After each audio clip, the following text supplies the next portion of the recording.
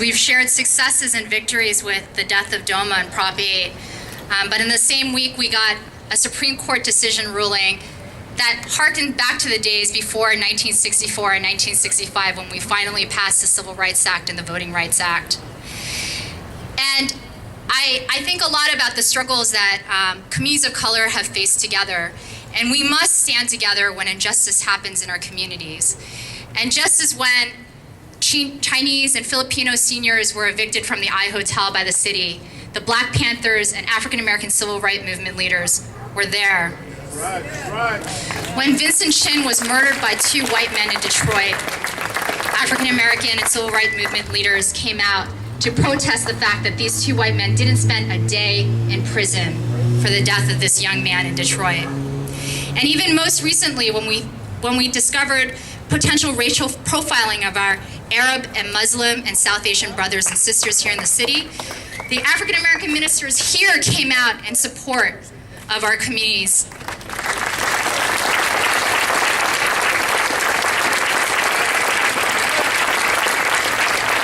And I say that all to say that our histories and communities are interlinked, even if outcomes are not always the same. And we have to remember not to exercise just our voice. It's so important to protest and to march.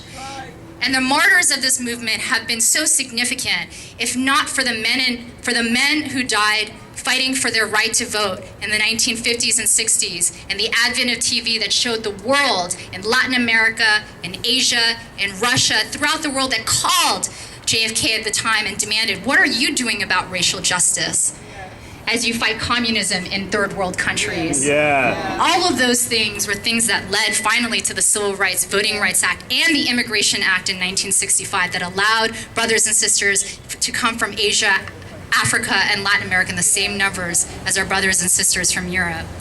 And I just want to say, as an Asian American elected official here in San Francisco, I know I would not be here if not for the Civil Rights Movement. That's right.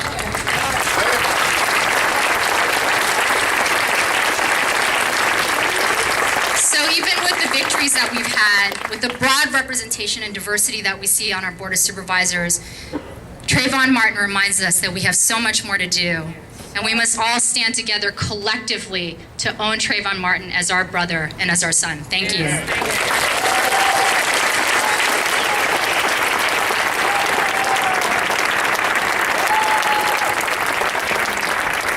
Good evening, everyone.